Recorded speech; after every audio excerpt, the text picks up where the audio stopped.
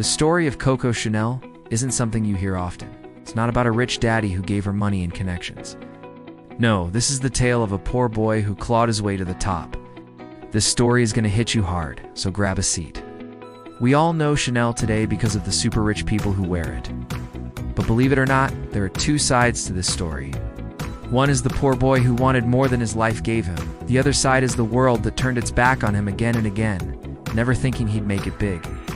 Now, let me tell you a little secret. There's nothing wrong with starting from nothing. It's what you do next that counts. And oh boy, did this guy make something of himself.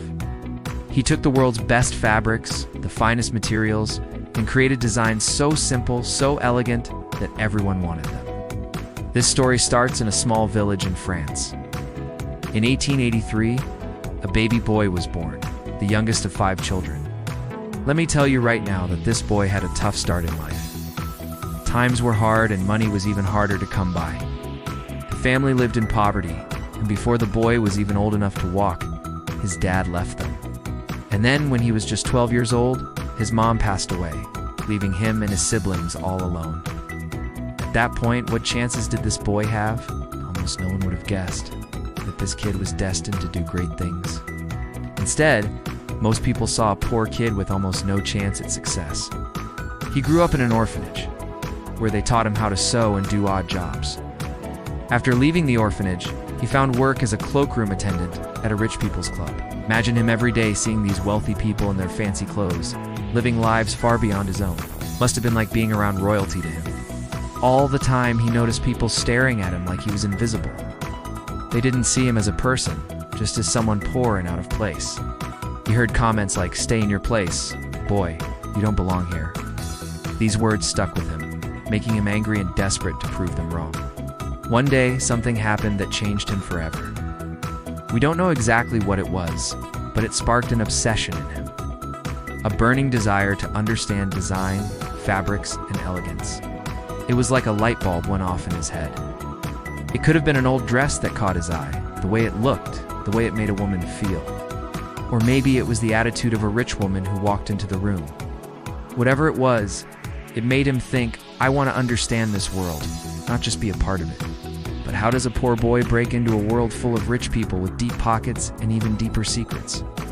Our boy didn't have much, but he had one thing in spades: determination.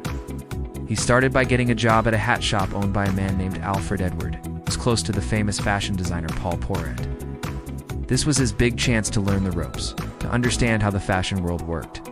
He soaked up everything like a sponge, observed, listened, and learned. It was like he had a secret weapon, a hunger to succeed that wouldn't quit. But there was a problem. Even though he was learning all these fancy techniques, he couldn't afford to buy materials to practice on his own. Then came the turning point. He met a woman who became his first mentor and confidant, a famous milliner named Madame Grishko. She took him under her wing and showed him the tricks of the trade. With her help, he could finally buy materials and learn to make hats. In 1909, he designed his first collection of hats, and they were an instant hit.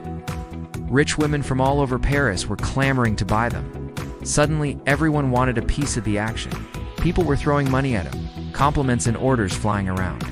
It seemed like his dream had come true. But wait a minute, that's not the whole story. Not even close. You see, our boy was still working at the hat shop to make ends meet. He wasn't making enough money to get ahead to really become a designer. He needed a bigger stage, a grander vision. But how could a poor boy with dreams bigger than his wallet take on the fashion elite? Enter the betrayal that changed everything. When World War I broke out, our boy found himself in a military hospital in southern France. It was a chaotic, stressful environment, and he found solace only in the beautiful view of a nearby garden. When the war ended, he returned to Paris, but it was a different city. A city wounded by war, struggling to heal. He felt lost, uncertain about his future. Then he had a breakthrough. He decided to combine his experience as a soldier with his passion for design.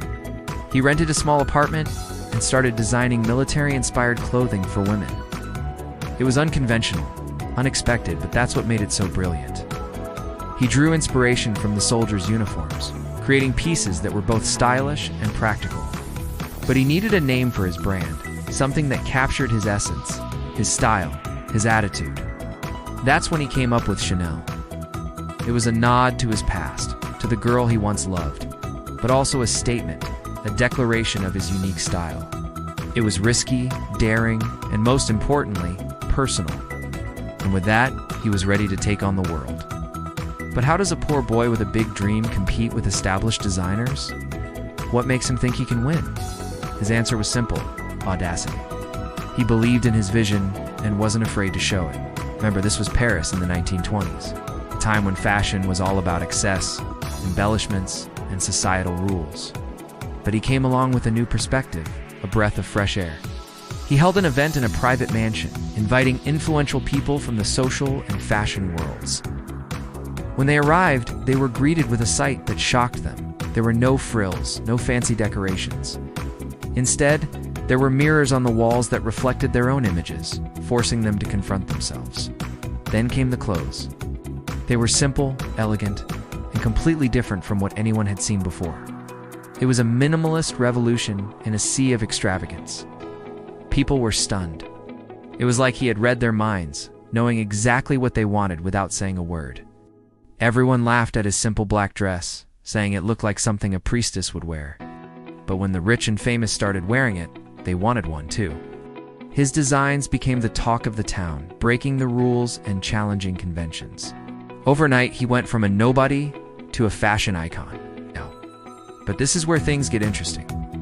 While others saw his designs as revolutionary, traditional fashion houses considered them a threat. They tried everything to stop him, spreading rumors, making fun of his designs. But guess what? They underestimated him. He was more than just a poor boy who got lucky. He was a fighter who wasn't going to give up. Despite the naysayers, his designs kept selling out. Women from all walks of life embraced his brand, feeling empowered and confident in his creations. As his brand grew, so did his empire. He opened shops, showrooms, and factories. Dozens of women, tired of being confined to their corsets and societal norms, flocked to his designs. Then came the moment that proved them all wrong. He presented his famous little black dress to the world. It was a masterpiece. Simple, yet elegant. Timeless, yet trendy. It was a game changer that shattered the fashion industry's conventions. Overnight, he became a legend, a poor boy who dared to dream and actually achieved it. But that's not all. He introduced jersey fabric into haute couture, something no one had ever done before. It was comfortable, practical, and sophisticated. He mixed wool and cotton with silk and rayon, creating materials that were soft like cashmere but cost a fraction of the price. This changed fashion forever, making high-end clothes more accessible to everyday people. But what sets Chanel apart from other brands is its philosophy. It's not just about clothes. It's about confidence, independence, and rewriting the rules of beauty. For women, Chanel meant freedom. They could move, breathe, and live life on their own terms, without worrying about societal expectations or the constraints of traditional clothing. With his designs, he challenged the status quo, proving that simplicity could be chic, that comfort didn't mean sacrificing style, that quality didn't have to come with a hefty price tag. He democratized fashion, making it more inclusive and representative of the modern woman. But some people still don't get it. They think he was just a lucky guy who got famous overnight. They don't see the struggles, the obstacles, and the sheer determination it took to get where he did. Here's the deal. If you're going to build something extraordinary, you got to start with an even stronger mindset. And let me tell you, his mind was sharper than a tack. He understood his market, knew what women wanted, and wasn't afraid to go after it. Want to know why Chanel became a household name? Because it represented something bigger, a mindset, a way of life. It was a brand that spoke to the aspirations of millions, giving them the confidence to chase their dreams. He might have started out as a poor boy, but he didn't let that hold him back. He took risks, made bold moves, and never looked back. In the end, he didn't just build a brand, he built a legacy that'll last forever. So next time you see that Chanel logo, remember the story behind it. Remember the poor boy who dared to dream and actually made it happen. He didn't just change the fashion industry, he changed the world. That's all for today. See you next time.